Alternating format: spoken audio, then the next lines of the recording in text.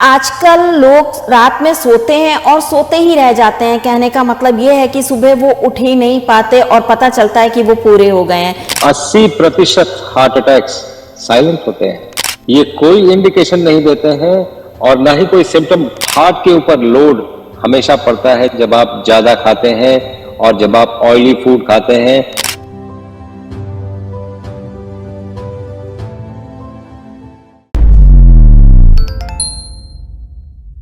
नमस्कार, D5 channel Hindi देख रहे दर्शकों का मैं वंदना स्वागत करती हूँ। आज एक बार फिर हम जुड़े हैं डॉक्टर अवधेश पांडे जी से। डॉक्टर अवधेश, आपका बहुत बहुत स्वागत है हमारे इस प्रोग्राम में।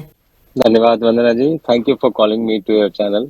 डॉक्टर अवधेश, आजकल लोग रात में सोते हैं और सोते ही रह जाते हैं। कहने का मतलब ये है कि सुबह वो उठ ही नहीं पाते और पता चलता है कि वो पूरे हो गए हैं। तो ऐसा क्यों होता है? ये साइलेंट हार्ट अटैक की स्थिति क्यों आती है?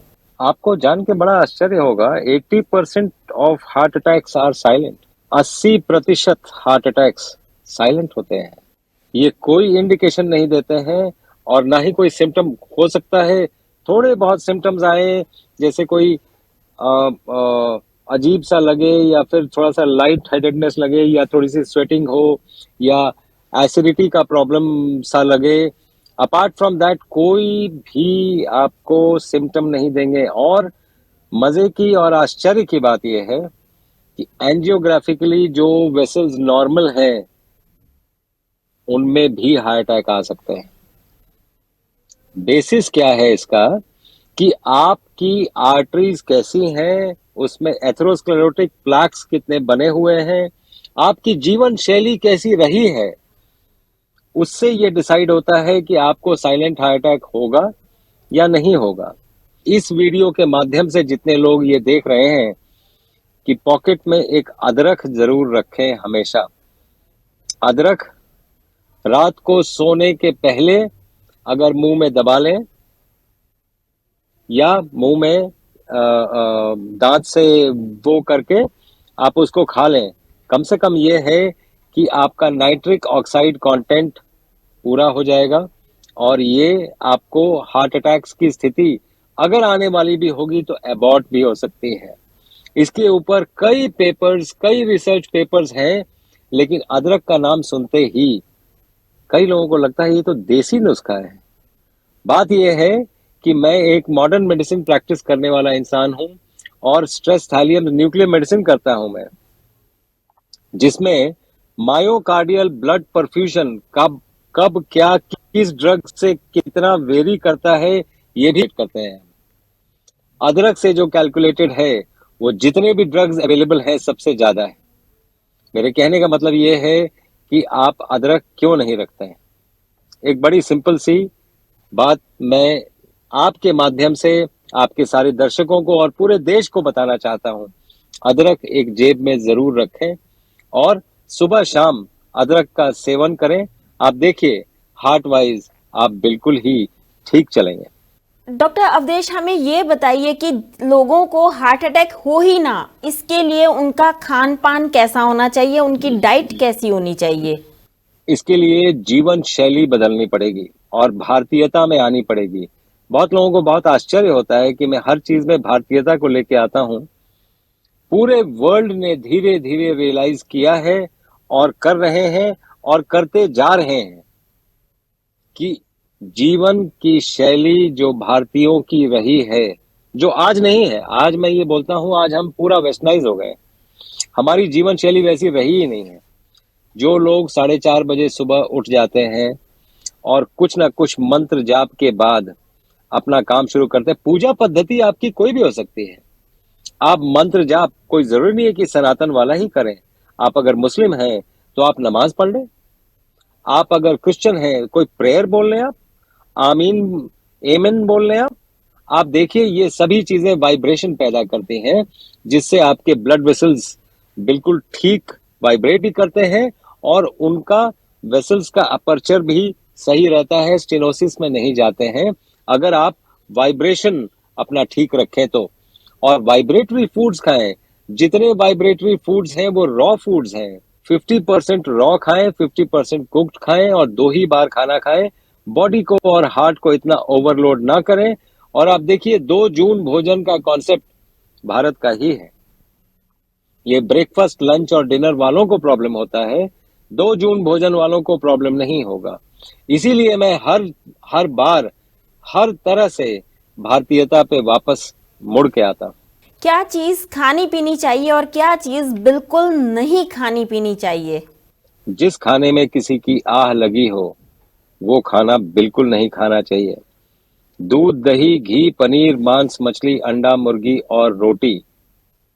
रोटी इसलिए कि वो जीएमओ है। आज कोई भी वीट वो 40 साल पहले का वीट नहीं है, सब जेनेटिकली मॉडिफाइड हो गए हैं। और जेनेटिकली मॉडिफाइड फूड आपको बहुत अच्छा करेगा, आपको हेल्थ देगा, ये विशफुल थिंकिंग हो सकता है, सच नहीं है। तो ये चीजें अवॉइड करें और आप बिल्कुल 2 बार भोजन करें, सूर्यास्त के बाद भोजन ना करें। हार्ट अटैक प्रूफ बनने के लिए सूर्यास्त के बाद भोजन नहीं, ये भारतीय पद्धति है।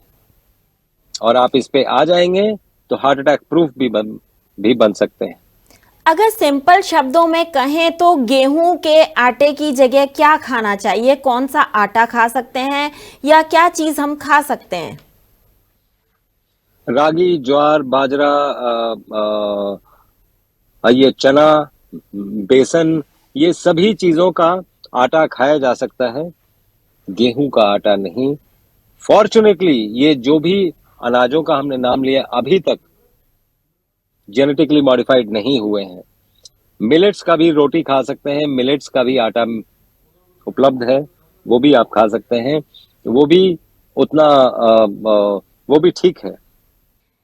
इसके अलावा अगर हम तेल की बात करें तो कौन सा तेल खाना फायदेमंद होता है? क्योंकि आजकल बाजार में रिफाइंड काफी ज्यादा आ रहे हैं, कई तरीके के आ रहे हैं।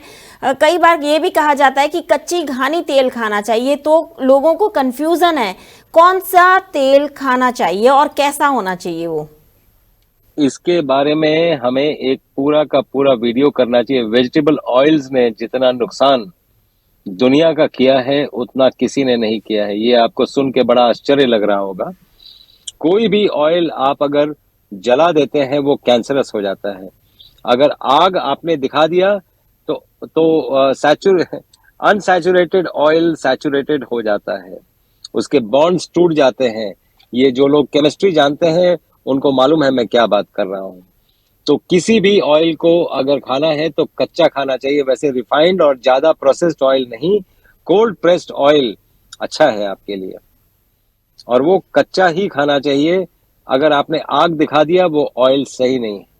जी, भारतीय रसोई में घी का प्रयोग भी बहुत किया जाता है, और जो हार्ट पेशेंट होते हैं क्या उनको घी खाना ठीक रहता है?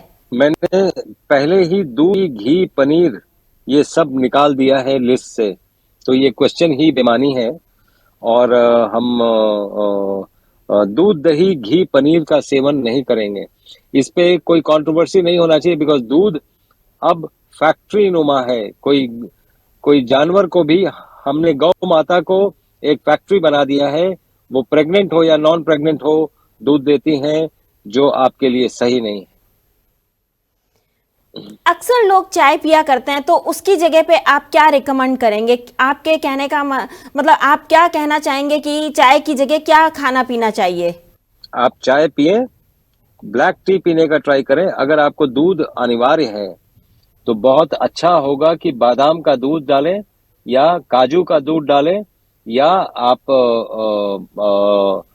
नारियल का दूध डाल सकते हैं उसको बिना गर्म किए, इसके और वो बहुत अलावा इस टेस्टी जगह पे लगता है आप क्या वैसे, कोई बाय द वे। काढ़े पीना सजेस्ट करेंगे हार्ट पेशेंट को? जी, डैप टी हमने ये शुरू किया। कैंसर पेशेंट्स को भी उससे बहुत फायदा होता है, हार्ट पेशेंट्स को तो होता ही है। एक बार डैप टी पी के लगता है कि ब्लॉकेजेस ही खुल गए, बहुत ही अच्छा लगता है। आप एक बार पी के देखें और आपको पता चलेगा। वो एक काढ़े जैसा ही है, आप ये समझ लें। उसमें गरम मसाला, लौंग, इलायची, दालचीनी, सौंफ और अदरक और तेज पत्ता, ये सभी चीजें डाल के आप गर्म पानी इस पे डालते जाएं और पीते जाएं, और आप देखिए ग्रीन टी भूल जाएंगे आप।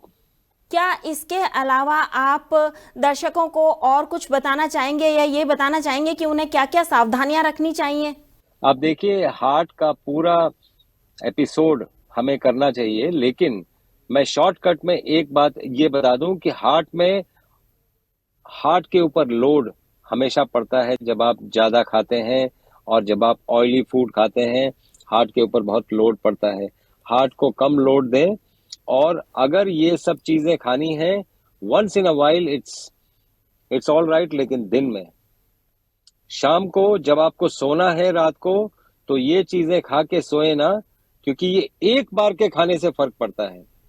एक बार के खाने से हार्ट अटैक आ सकता है, इसलिए इस बात को ये करके रखें कि इस बात को गांठ बांध लें कि हमने रात को ये सभी चीजें नहीं खानी है। इसके अलावा और कोई सावधानियां जो हार्ट पेशेंट को रखनी चाहिए?